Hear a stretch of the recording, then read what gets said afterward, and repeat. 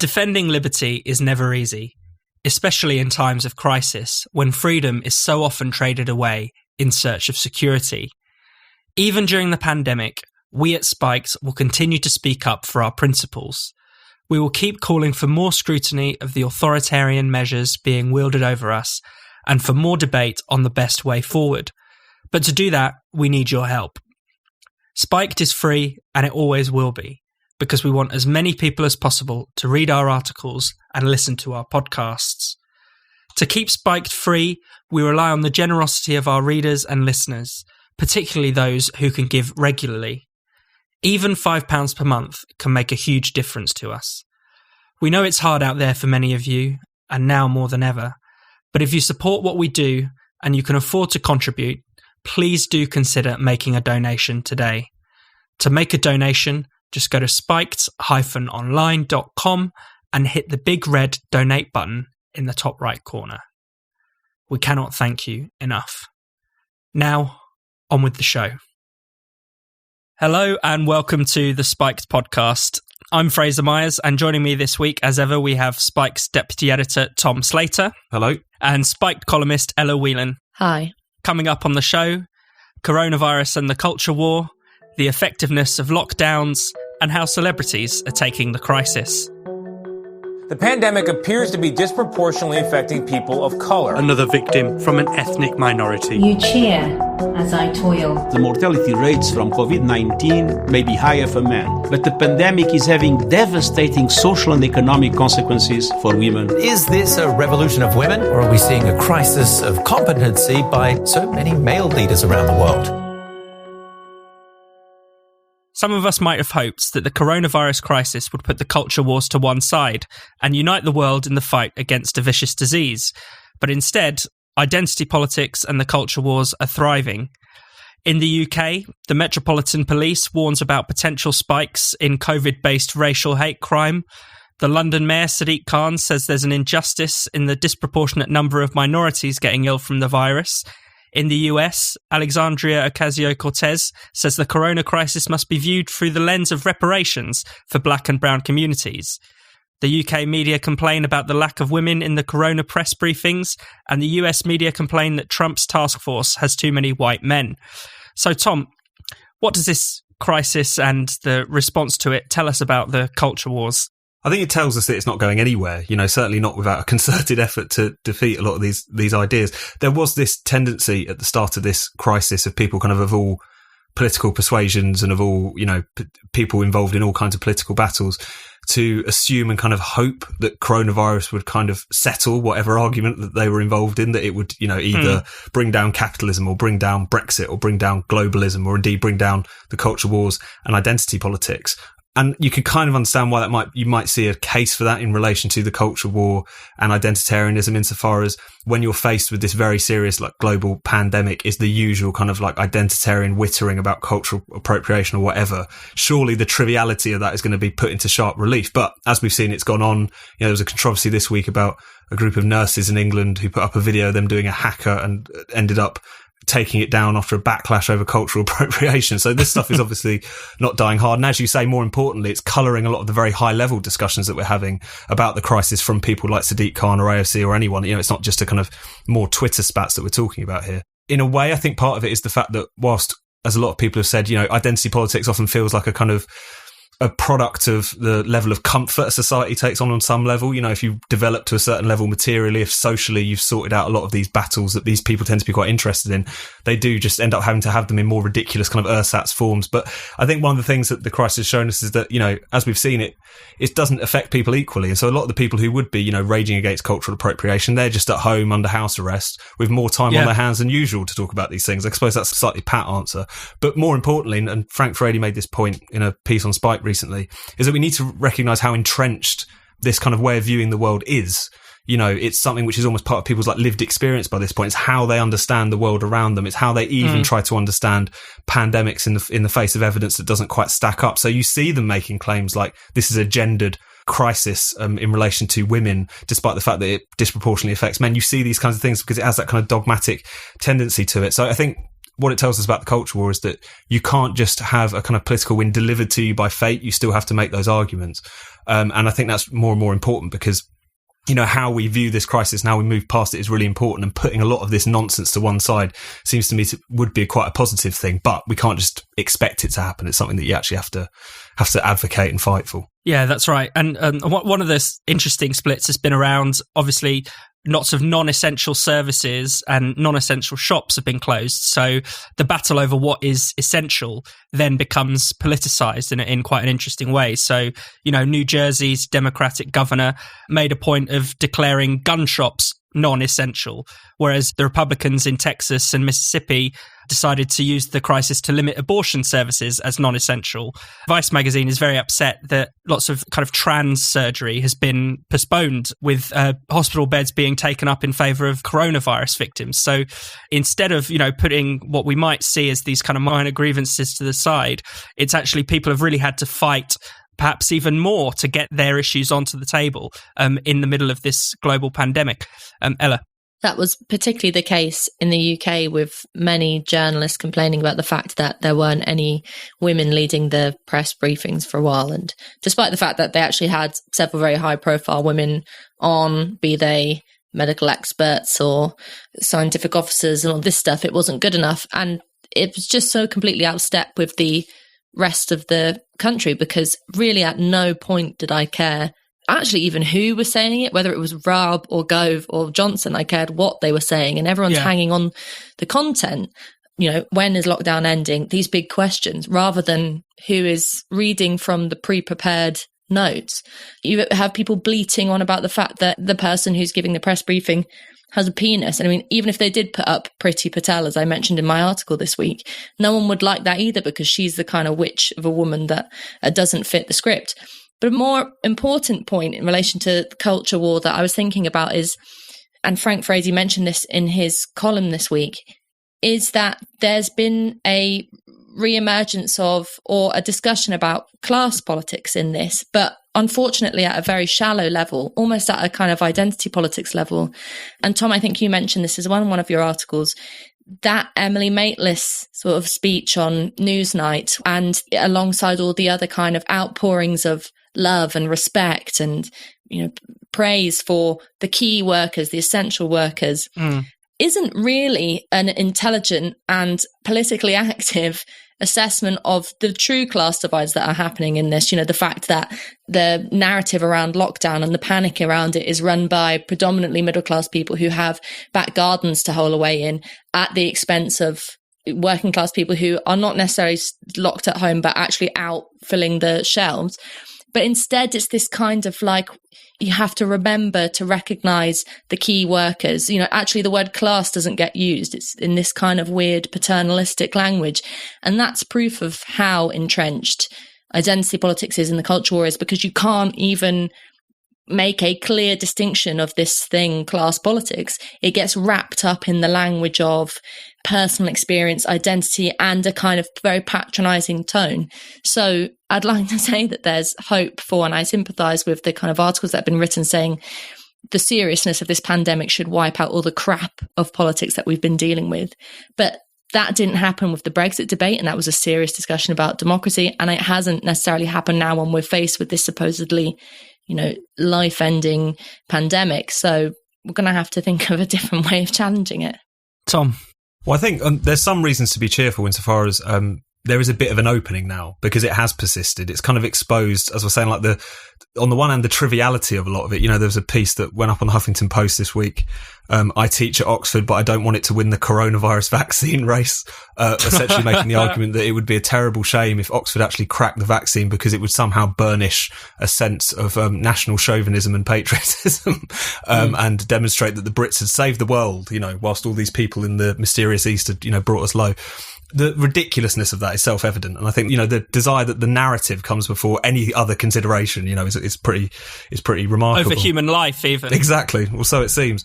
And on the other side of that, you've also got the nastiness of it. You know, what was it, at least a week ago now, but the You Clap For Me Now campaign /video, which was this group of people who got together, were NHS workers, key workers of migrant backgrounds. It was this poem that someone had written, effectively kind of saying, you know, all of you nasty racists in Britain, you know, the people who told us to go home and the people who told us this and that, and you know, now you rely on us. And it was so obvious that the undertone of all of that was not a kind of pro-migrant, pro-worker message. It wasn't, you don't share that to show solidarity with them. You share it to show your disgust of ordinary people who are often imagined in the minds of a lot of people in the media and the cultural elite as that kind of mob, you know, as that kind of racist, bigoted mob. And I think the fact that you're seeing people try to kind of score those kinds of really cheap, ugly, divisive identitarian points, even in the midst of something as serious as all of this, at least gives us that little bit of an opening to demonstrate, as I say, not just the triviality of it, but also the nastiness of it, insofar as it's still trying to kind of divide us up and to play with these kinds of grievances, even in the midst of what is a very, very serious health, social and economic crisis.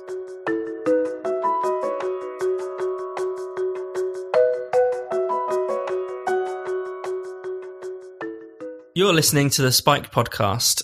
Spiked has no subscriptions and no paywalls. All of our content is free. We rely on the generosity of our listeners and readers to keep us going and growing. For those of you who already donate to Spiked, we can't thank you enough. It really means a lot to the team. If you haven't already, then why not consider giving Spiked a donation? You can make a one-off payment or give monthly by going to spiked-online.com.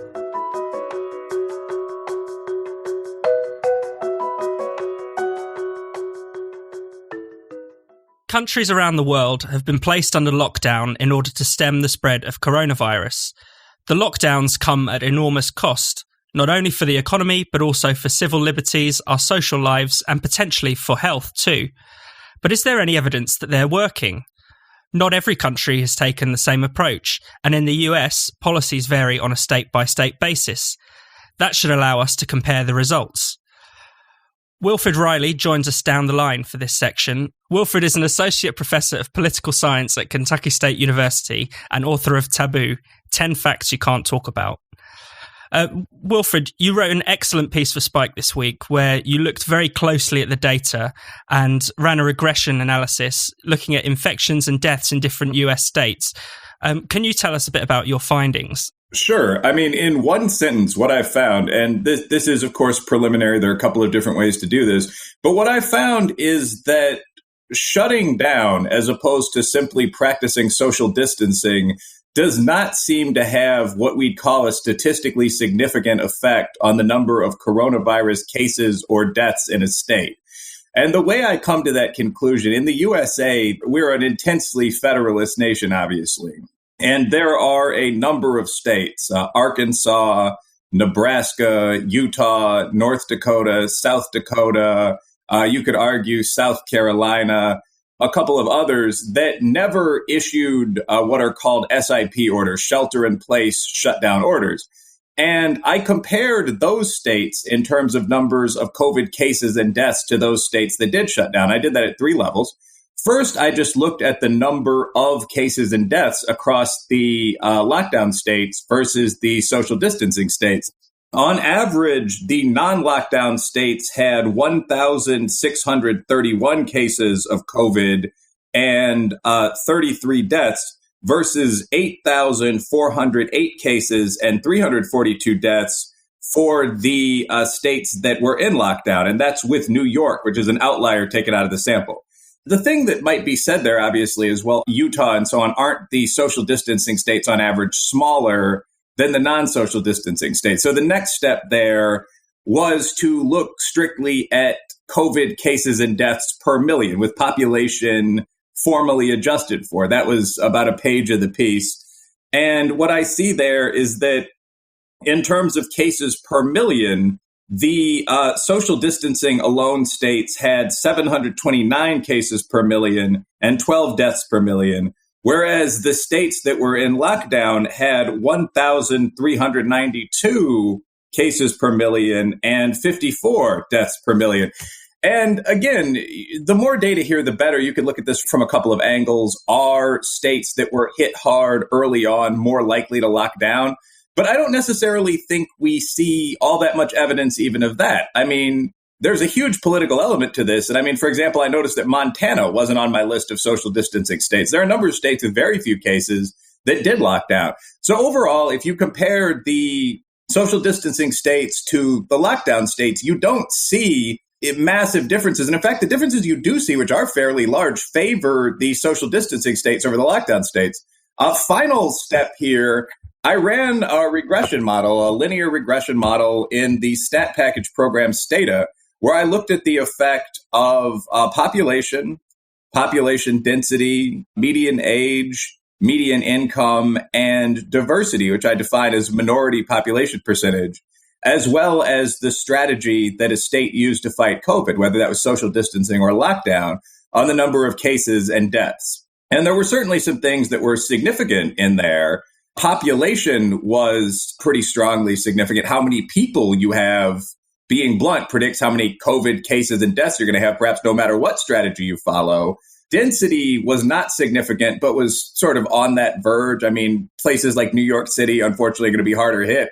But strategy, again, with everything adjusted for, I think pretty competently run model, although not perfect, had no effect whatsoever. So we do have to ask the question, when you compare it not to, holding outdoor dance parties or something idiotic, but to the kind of social distancing you see in Sweden or South Korea, do lockdowns work? I don't think we see a massive amount of evidence for that. Tom. Will, I wanted to ask you about Professor Neil Ferguson of our own Imperial College London, about his findings and his kind of role in pushing a lot of places towards lockdown. As people remember, he predicted that without any mitigation in the UK, we'd be looking at 500,000 deaths. The US would be looking at 2.2 million. If there was some mitigation efforts, the kind of things that the UK was originally doing, that'd come down by about half in both of those cases. The conclusion being there needed to be more suppression, there needed to be more lockdown. I think a lot of people in Britain have become quite familiar with him because he's kind of quickly attained this status as a kind of unchallengeable oracle. But I think people won't necessarily be as aware of how much kind of global impact he's had on the kind of change of policy and the discussion in the US and elsewhere. So I just wondered what you made of his findings in particular. Ferguson's a skilled methodologist, but I don't think that a lot of people took a look at the secondary level at that paper. There were three assumptions that led to that 2.2 million figure. One was that 80% of people would get COVID-19, would contract the disease, as I recall. I'm not an epidemiologist, but that seems wildly out of line with past serious flu seasons and so on. I mean, we saw, for example, the Diamond Princess, a U.S.-flagged cruise ship that saw an outbreak of COVID-19, and this is a self-contained boat. And by the time that epidemic had run its course, was over, you'd seen 17% infection on the ship.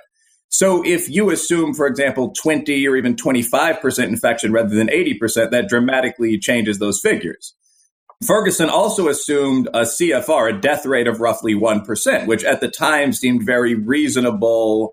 Again, now that we're seeing large in serological testing from countries like Germany, we're seeing actual CFRs of, say, 0.3%.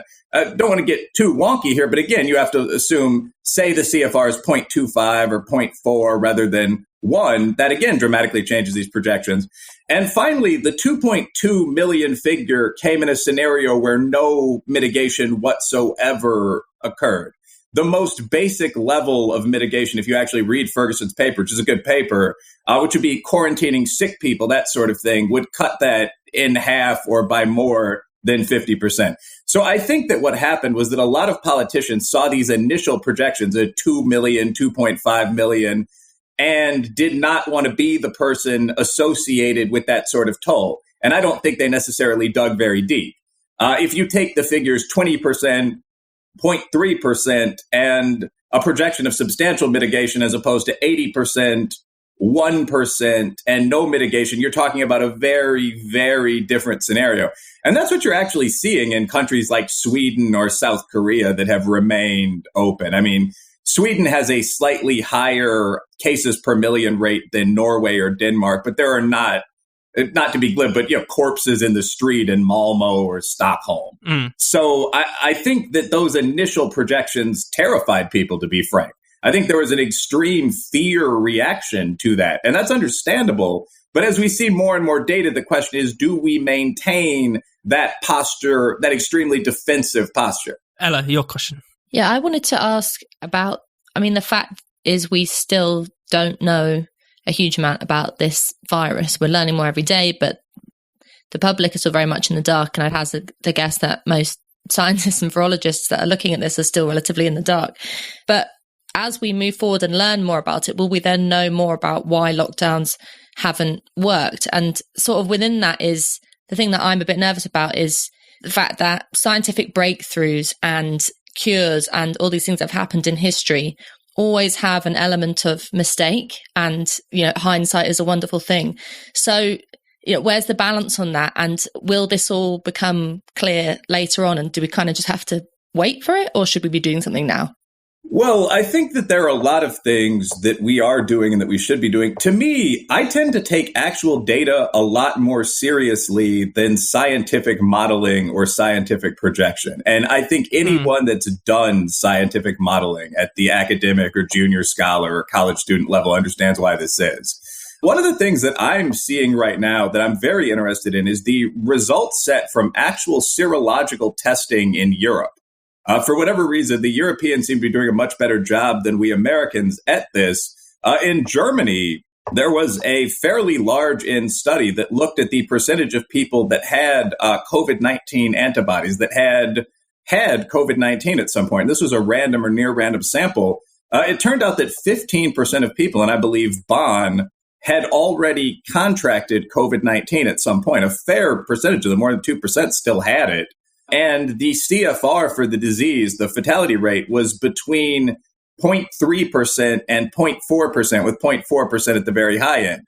And we've seen this over and over again. A similar study in Iceland from Decode Genetics, which had a very low false positive rate. The study initially found that only 0.86% of Icelanders had COVID-19, so it couldn't be off by very much. Not long after that, found that 7% of people in Iceland had contracted COVID-19. So I think one of the things we're very consistent, there's a similar study in the Vaud region of Italy, which inspired a paper from Stanford University. 3 to 4% of Italians had COVID or had it at some point.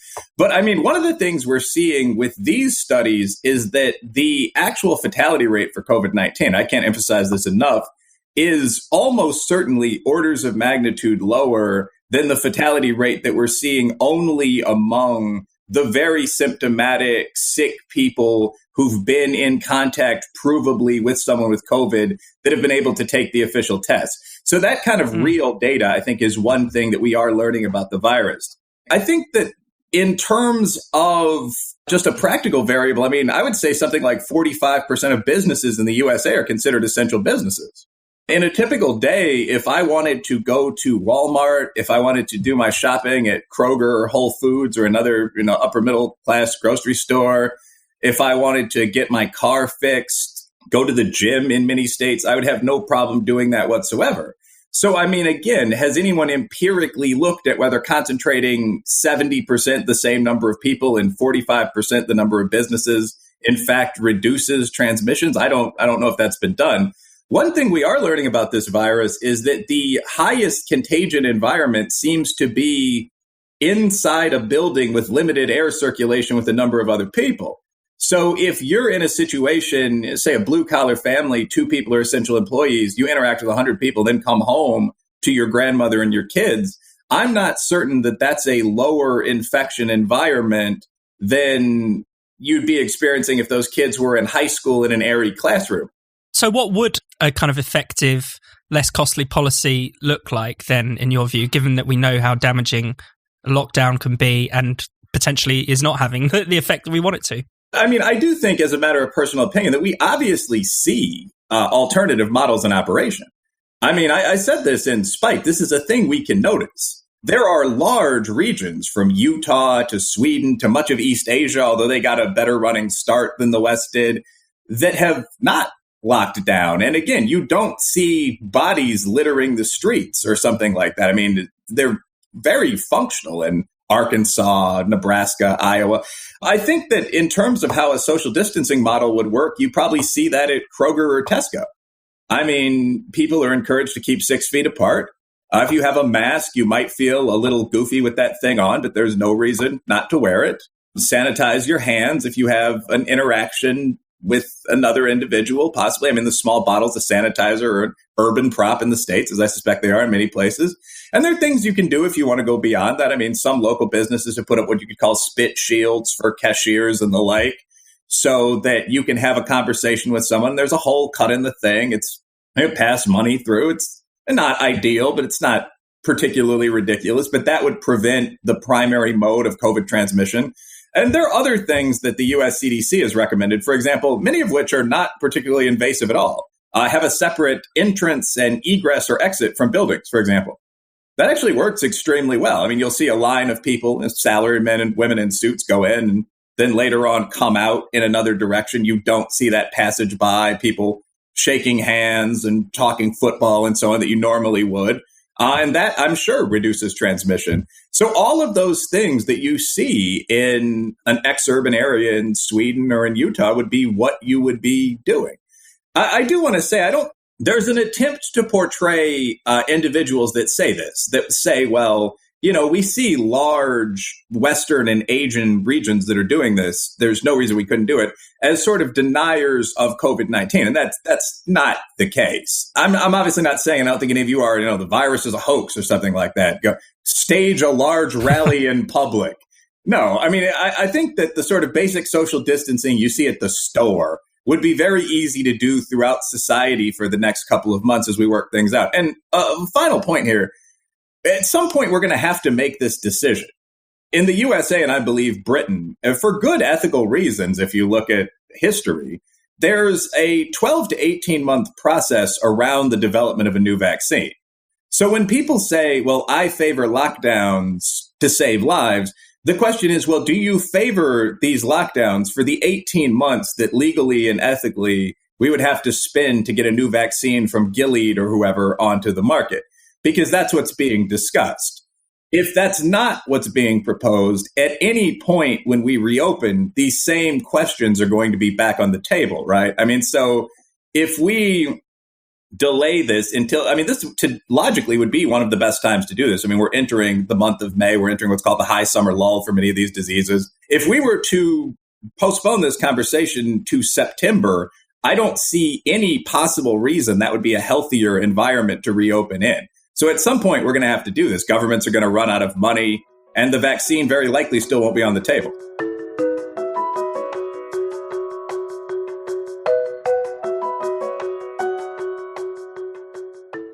You're listening to the Spiked podcast. If you haven't already, don't forget to subscribe so you never miss an episode. You can subscribe to the podcast through iTunes, Google Play, Spotify, Stitcher, and more. And if your provider allows you to, why not give us a rating and a review while you're there? It really helps new listeners find the show.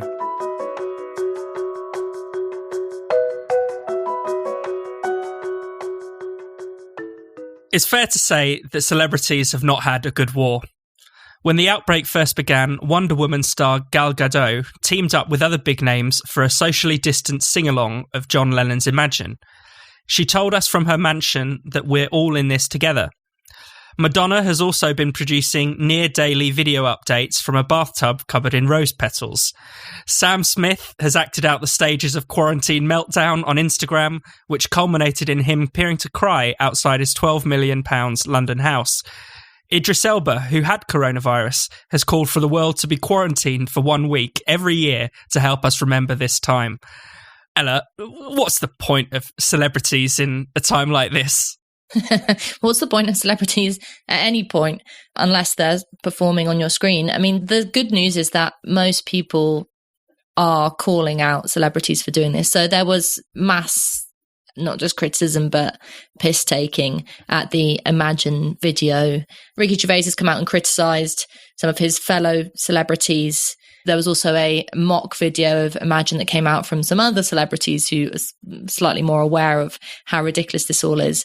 But this is nothing new. This is only what you would expect from people who are so rich that they've forgotten what it's like to be a normal person. I mean, every year we get this with award shows, at the Oscars or Academy Awards, people wear T-shirts that say statements. They, make feminist speeches from the platform. They tell us that, Leonardo DiCaprio and others, that we have to stop living our lives because we're wrecking the planet. I mean, celebrities always use their platform not to spread good messages as they think, but to essentially show off how politically right on they think they are. But the interesting thing is that actually the reason why this is happening and the reason why they get so much traction is not because we're all particularly interested in what Hailey Bieber and Justin Bieber have to say, who put out a video, talking about how difficult it must be for everyone dealing with coronavirus lockdown, but because there's this kind of void in sort of authoritative viewpoints. We have politicians who, yes, sometimes say pretty good stuff, but most of the time don't have that sense of having any real authority. We've got a whole other problem with our relationship with experts. And so what happens? You have this kind of space that gets filled up by the guff of celebrities. I mean, the re-emergence of the royals, of Kate and William at this point, has been really interesting. This is an institution that's faced an incredible amount of scandal and crisis in the last year, from Harry and Meghan's bizarre departure to the totally not just scandalous, but perhaps criminal relationships that Prince Andrew had with certain paedophilic individuals. And yet they've managed to bounce back and come forward as a voice of a reason from the Queen, or a voice of support in terms of mental health advice from Kate and William. And you just have to think, what's going on? Why are we looking to people whose job it is, in terms of the royals, just to be there, or in terms of singers and songwriters and actresses to entertain us? And it really comes down to that actually quite serious point of there being this lack of authority in public discussion. And so it's a good thing that we are not taking these people seriously, but the fact that their voice keeps getting raised above the crowd is a problem, because it'd be infinitely more interesting and informative to hear the opinion on the lockdown of your local cashier, who's had a much more of a hands-on experience of this crisis and this lockdown than a member of the Kardashians who's locked away in some mansion in Calabasas. Tom? Well, I think in a way the whole crisis could serve to be quite a lesson for a lot of celebrities, insofar as demonstrating the limits of their appeal and the limits of what we actually want them to do. It's kind of interesting because of the lockdowns, because people can't make TV shows, they can't make films, they can't perform live. They've kind of been stripped of everything that actually gives them their status and their glamour and why we're interested in them, and so all they're left with is Twitter, all they're left with is social media, all they're left with is Instagram, and all they're left with are these kind of like airheaded statements, which often, in an attempt to sound empathetic, can only just demonstrate their own privileges. The bath full of rose petals being a perfect example. Madonna talking about how coronavirus is the great leveler while surrounded by, all these bath oils. It's really quite striking, but I think in a way it just sort of demonstrates the fact that I think the thing that's really wound a lot of people up about celebrity in recent years is not the idea of celebrity itself in a kind of sneering, why do people listen to these idiots type way. It's just because celebrities have constantly felt like they needed to overstep the mark, that it was some sort of moral duty to hold forth on the important issues of the day, when frankly we don't go to them for that, and to do so in an incredibly hectoring fashion. So in a way you kind of hope that the backlash some of these people have received will sort of demonstrate why it is that people like them, and it's because they're talented individuals, glamorous individuals, and it's not because they see them as these kind of like godlike people who can tell us how to live and how to be good people. That said, I think one thing that was kind of driven home by the World Health Organization's little over the internet concert they organised, and your man Tedros from the WHO saying he just got off a call with Lady Gaga about it, and everyone taking the mick out of that, is celebrities, bless them, have been invited to play this kind of role by some quite serious people.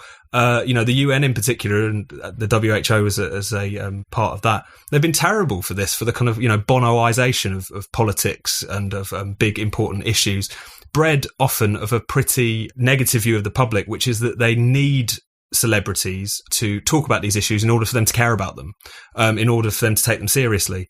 So yes, hopefully all of this will put celebrities back in their box a little bit, but it's also been a bit of a demonstration of the fact that they were invited to play this role in the first place because of those big institutions felt that they couldn't connect with ordinary people, so they needed kind of mass culture as a kind of intermediary, bred off this idea that, you know, we idiots wouldn't take this stuff seriously without that.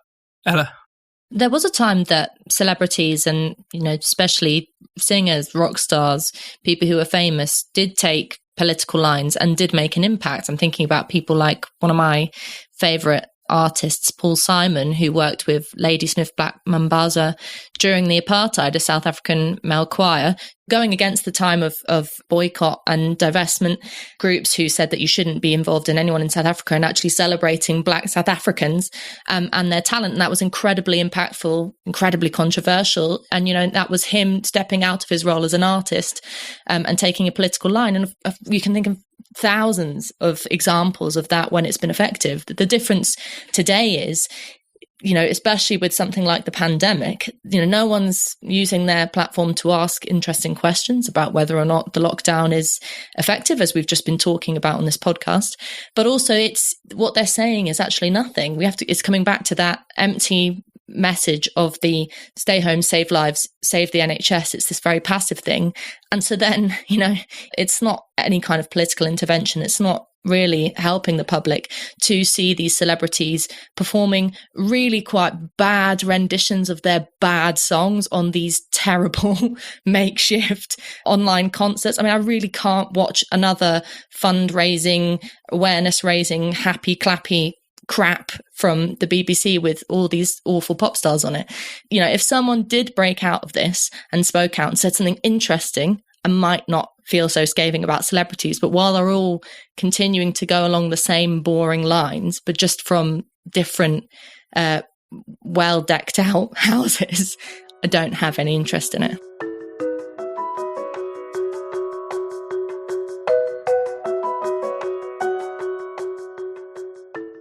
You've been listening to the Spiked podcast.